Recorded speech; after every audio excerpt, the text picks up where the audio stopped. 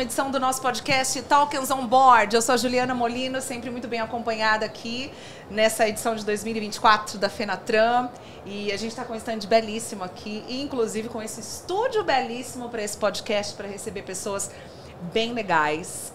Antes de anunciar aqui, contar quem são os nossos convidados nessa quinta-feira, o assunto de hoje, os desafios de uma joint venture, como conciliar culturas e pessoas. Eu vou conversar com o Carsten Frank, que é gerente de operações da Yoast Brasil, e também com o Alessandro Barbosa, diretor da Yoast Brasil. Carsten e Alessandro, bem-vindos. Tudo Juliana. bem? Obrigado. Tudo certo? Obrigado pelo convite. Eu vou contextualizar para vocês aqui, então, o nosso tema de hoje. Joint ventures são parcerias estratégicas que permitem que duas ou mais empresas combinem aí forças para atingir um objetivo comum, seja para entrar em novos mercados, compartilhar tecnologia ou ampliar a capacidade de produção. No entanto, apesar de serem uma ferramenta muito poderosa para o crescimento, as joint ventures vêm com uma série de desafios, especialmente quando se trata de alinhar culturas corporativas diferentes e integrar pessoas de várias origens. E aí, nesse episódio, com os nossos dois convidados, a gente vai explorar os desafios e as oportunidades que surgem aí ao formar uma joint venture, focando na conciliação de diferentes culturas corporativas e também na gestão eficaz de pessoas. Vamos discutir como é que as empresas podem superar as barreiras culturais, promover a integração e garantir que a colaboração entre as partes envolvidas seja produtiva e também harmoniosa. Já falei demais. Agora vocês que vão contar tudo pra gente aqui no nosso Talks on Board. Bom, para começar, não sei quem vai começar de vocês, mas vamos explicar o que é uma joint venture e em quais situações as empresas optam por essa estratégia de parceria. Juliana, a gente trabalha numa joint venture, né? A Randon Corp ela tem duas joint ventures. Uma é o que a gente trabalha, a Yoast Brasil. Ela é o fruto de um casamento, digamos assim, entre a Yoast Werk, uma empresa alemã, né, líder na área aí de acoplamentos, aparelhos de levantamento, pino rei, quinta roda, e a Randon Corp, né, na época era a Randon, então líder do mercado em semi-reboques. Uhum. As duas começaram a namorar e há 29 anos então estabeleceram essa joint venture, esse casamento. Nessa JV, a gente fala a sigla em inglês, digamos assim, o Carsten é o representante da Yoast Werk e eu represento então a Randon Corp. Né? A gestão ela é feita, existe uma estrutura de gerenciamento, né? A gente tem bastante liberdade para trabalhar, mas a gente tem sistematicamente reportes, reuniões com as duas empresas para mostrar os resultados da joint venture. Então, falando numa linguagem bem simples, como eu já disse, é um casamento.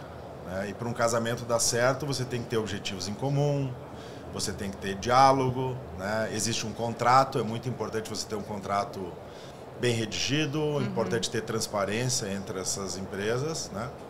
E uma coisa bacana é que eu e o Carsten, nós temos mais um colega, o Carlos, que trabalha com a gente procura sentar e aí resolver as coisas em conjunto, sempre olhando para o bem da empresa. Então, acho que esse é o grande segredo. O ano que vem a gente completa 30 anos. E diálogo, transparência e ter um objetivo comum são os resultados aí de quando duas empresas se unem para criar uma terceira empresa com objetivo comum. E hoje o Carsten mora no Brasil? Mora no Brasil. Sim. Quantos anos? 16 anos. 16 anos. Puxa vida. E casou-se com uma brasileira. Exatamente. O Alessandro falou do casamento, né? Exatamente. Então, culturas. Casamento internacional, né? Entre duas culturas diferentes, pode dar muito certo. Fala muito, a apresentadora aqui, quando vi o nome do nosso convidado, eu falei, mas como assim, né? Mas ele fala português melhor que a gente, viu, galera? Tá tudo em casa.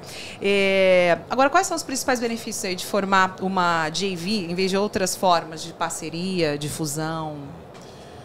Uma JV sempre é importante que ela tenha um objetivo claro, né? Uhum. De novo, contando a nossa história, a Randon tem uma presença muito forte no Brasil, na América do Sul, tinha na época. E a Yoast tinha desejo de vir para o Brasil, a Yoast Werk, mas sempre existem incertezas, você conhecer a cultura local, o mercado, questões fiscais, contratuais. Então, muitas vezes, na incerteza, é melhor você ter um parceiro local. Então, esse é o grande objetivo, sempre foi, você trazer, a Yoast vinha mais com tecnologia, com produto, e a Randon a parte comercial e também a parte industrial, de você ter essa estrutura. Então, o grande objetivo é unir forças para um bem comum, digamos assim. E é o grande fruto.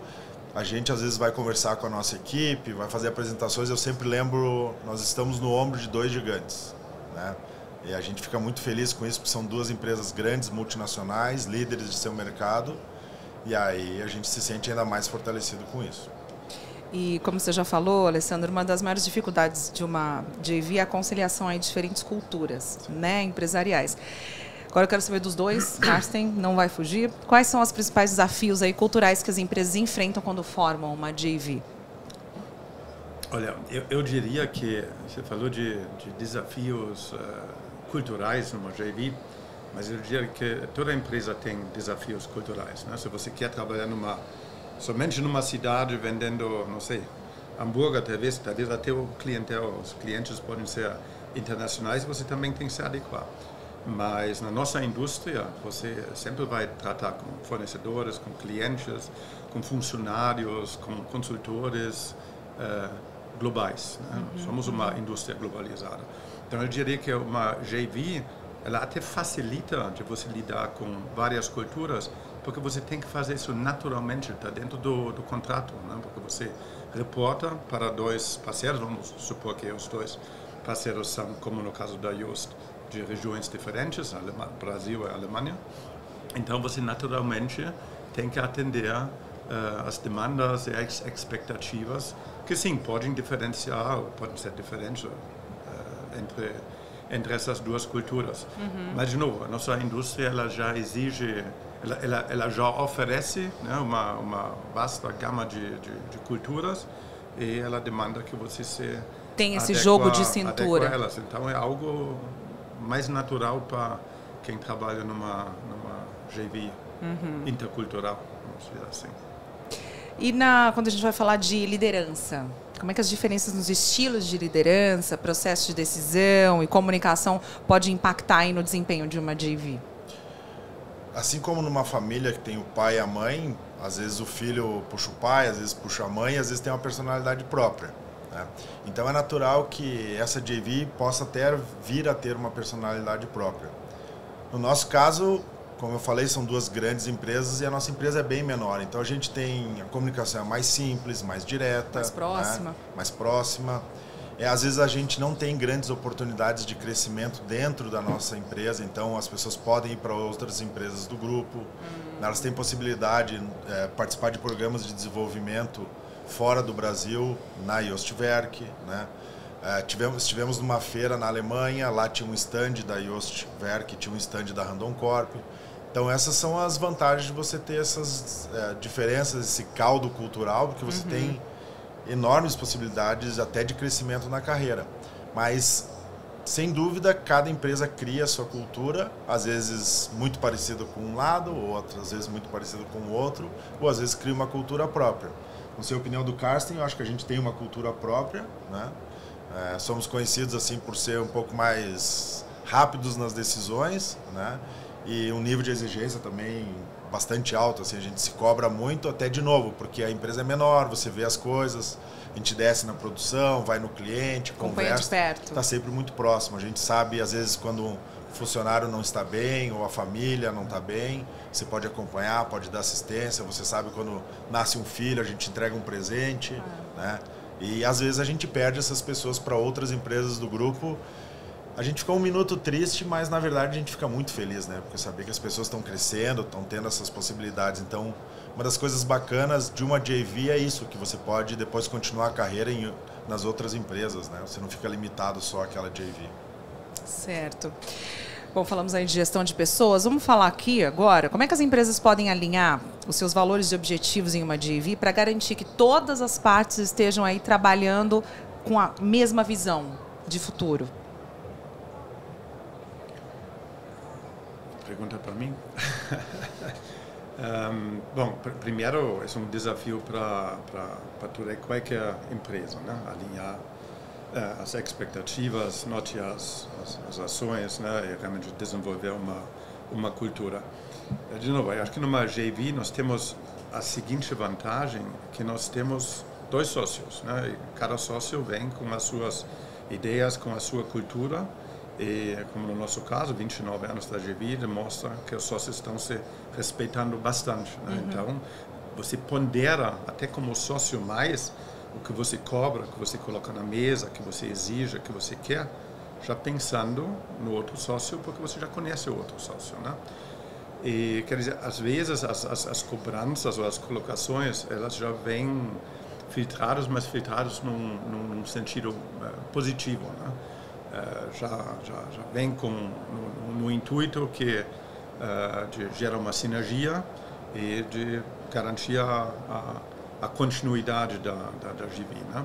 E para nós isso é muito benéfico, e com isso a gente consegue sempre mostrar, olha, para a nossa equipe, para nossos times, nós temos os 2 sócios, nós temos essas 2 opiniões, temos essas 2 culturas, temos essas 2 expectativas, mas no final fica na responsabilidade da JV, né? Obviamente respeitando os sócios, selecionar aquilo que nós entendemos que é melhor para a JV, né? Porque certamente também existem conflitos de interesse às vezes, né?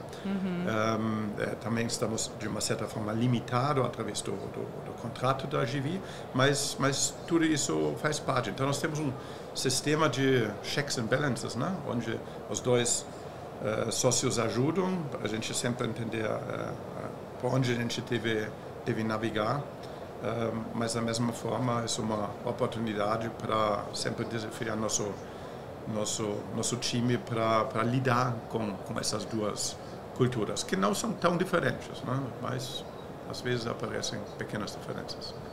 Muito bom. Ale, como é que você vê o futuro das joint ventures em um ambiente corporativo cada vez mais aí globalizado, interconectado? A diversidade cultural vai ser um fator de vantagem competitiva? Sim.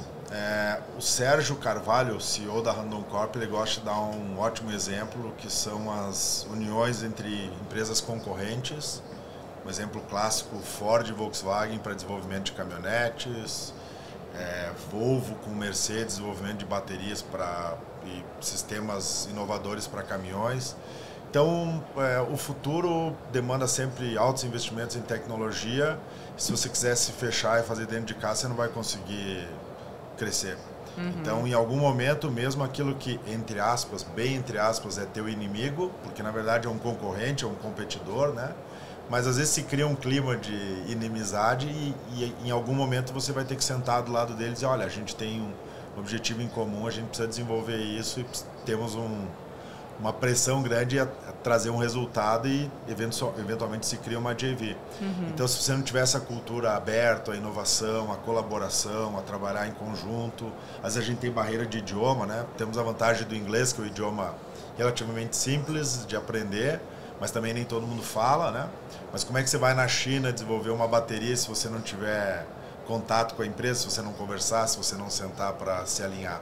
Então você tem que deixar um pouquinho, às vezes, as tuas verdades, aquilo que é a tua cultura, que está enraizado, e se abrir, cabeça aberta para poder trilhar novos caminhos. Então você tem que ter você não pode levar as coisas perto do coração, você tem que ter inteligência, focar no resultado e entender que uma pessoa do teu lado tem um pensamento diferente, mas trabalhando em conjunto, se vocês têm um foco legal, um objetivo comum, o resultado vai ser muito melhor. Uma troca vai ser bacana. Agora, então, quero saber de você, Carsten, para as empresas que estão considerando uma JV, eu sei que vai muito no que o Ale falou agora, qual seria o seu conselho mais importante em termos de preparação cultural e gestão de pessoas? Para quem está pensando em... Exatamente, considerando uma joint venture. Uma JV. Eu acho que muito do que nós já falamos, que o Alessandro já falou, você tem que alinhar bem as expectativas. Né? Você tem que ser transparente, você tem que identificar o que cada, falar de 2 empresas, né? De 2 países, 2 culturas diferentes, podem contribuir para a JV Isso, obviamente, depende do caso específico. No caso da iOS, o Alessandro já comentou, ficou claro que a iOS tinha um produto e que a Randon, lá 29 anos atrás, ela já tinha uma marca forte no Brasil e tinha um mercado. Então, estava bem claro que a iOS ia trazer um produto e a tecnologia que estava faltando aqui no Brasil e que toda a parte comercial, né, a introdução do produto no mercado ficaria por lado da Randon, né? E essa distribuição, essa alocação das responsabilidades, uma vez bem definida, ela está sendo respeitada, ela funciona até hoje. Então, para quem quiser formar uma JV, acho que tem que ter muito claro o que cada uma das partes tem como contribuir, porque se ambos contribuem com a tecnologia, com o produto, com o processo, eu acho que são os melhores no mundo para essa tecnologia, para esse produto, provavelmente vai gerar conflitos, né? Se ambos não têm o produto, não têm a tecnologia, mas acham que tem o melhor sistema de distribuição, de venda, provavelmente também vai ser um problema. Então, acho que tem que ser uma simbiose, né? E lá onde você talvez identifica que ainda tem um gap, ainda tem algo que está faltando, é bom lembrar que também existem outras culturas, né? Então a gente faz muito isso. A gente tem a parte vou simplificar agora, mas a parte de vendas, né, de marketing, de realmente colocar o produto no mercado que é da Randon. Os alemães, a iOS, vem com o produto, vem com a tecnologia, mas a forma que a gente industrializa isso, que a gente produz, a forma que a gente pensa, né? Pensamento Lean, Six Sigma, isso a gente tira de uma outra cultura, que é a cultura japonesa, onde talvez nenhuma das culturas que estão participando na GV no mundo são considerados o benchmark, né? Para a operação, que normalmente é considerado o benchmark. E isso não é somente a parte técnica da operação, né? Também a forma que a gente desenvolve uma cultura de melhoria contínua, né? Isso vem muito do japonês. Acho que aí os dois sócios e nós dois também achamos essa forma de integrar essas duas culturas, mas também identificar onde tem o gap e onde a gente tem que contribuir com algo que não vem dessas duas culturas. Muito bem, escuta atenta. Joint Venture foi o nosso tema aqui desse episódio do nosso Talks on Board. Conversei aqui com o Carsten Frank, que é gerente de operação da Yoast Brasil, e também o Alessandro Barbosa, diretor na Yoast Brasil. Muito obrigada pela aula de vocês aqui, liberados para o café, pelos últimos momentos aqui de Fenatran 2024. Foi um prazer. A gente volta, então, com mais um episódio muito em breve, com mais uma personalidade aqui da Fenatran 2024. A gente se encontra no próximo episódio. Até lá.